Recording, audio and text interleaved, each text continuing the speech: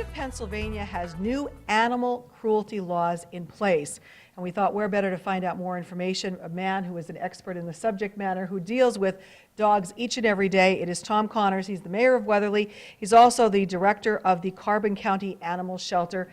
Mayor, what's your reaction to these new laws that have taken into effect? Any laws that help protect the animals is a good thing. So I'm happy that it came about. It's been many years since Pennsylvania added or changed to their dog law, so this was a good first step. I think it's good.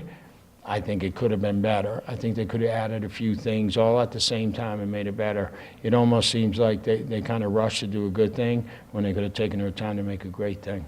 That's just my opinion. What would you have liked to have seen added? I'd like to see, the state really needs to fund the state dog wardens. They're the ones, they're the main people that enforce the dog law, and they're understaffed. And I said this a couple of years ago, and I got a call, like someone said I threw them under the bus, and that's not so. I have a lot of respect for them. They have a hard job, but they don't have enough people there to do the job properly. So adding this law is good. It's going to protect a few dogs. That's a great thing, but they really need to go back and think about it and change some things. Now, the law itself, if you're tying your dog outside, how does that impact you when they're tethered? Well, they're restricting it now no more than 9 hours a day for a 24-hour period. No more than 9 hours, and I believe that whatever chain or cable it's on has to be at least 3 times the size of the dog, a minimum of 10 feet long. So that's good. The dog has to have shelter, food, and water, and that was always the case. So the dog had to have food and water and shelter when it was outside. So it is a good thing. I could tell you not a month ago in one of the towns in Carbon County, the police department responded. A dog was tied outside. It was actually wrapped around the tree for an hour or more. It was barking, crying. The water dish was knocked over. The police actually seized the dog and then filed charges on him. So the people did come and claim the dog from me. They have every right to do that. They were upset. Someone went in their yard, but you know what? Good for that police department. They stepped up and did the right thing. So. And we see now, too, that Humane Society police officers and vets, that they have civil immunity. They can't be sued now. No, and they have a very tough job. They're not only dealing with strange dogs, but they're also dealing with people that may be irate.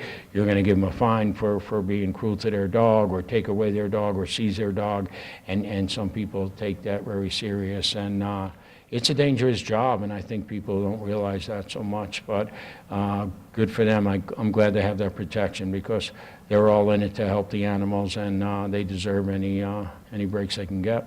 Well, while you're here from the Carbon County Animal Shelter, we wanted to put in a pitch. You're really packed with dogs right now. We are. I mean, normally we have 15 dogs. We have 16 kennels. Today, under our care, we have 21 dogs. So it seems that a lot of dogs are getting loose and nobody's claiming them, or they're leaving them on the Broad Mountain. And so we could use some help as far as adoption goes, donations go. People could give us a call down there or stop by and visit. So, yeah, you know, they need to work on the licensing laws too.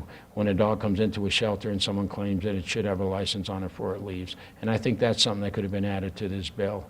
And my understanding is Pennsylvania is going to raise the fees of the licenses. They justify it by saying they haven't done it in years. What you're doing is punishing the responsible people for the not responsible people. So let's start giving the people the help that they need, and start enforcing those that aren't being responsible with their pets, and get things straightened out that way. Tom Connors, thanks so much for joining us today. We hope to see you back soon. Thank you. I always like being here. Our pleasure.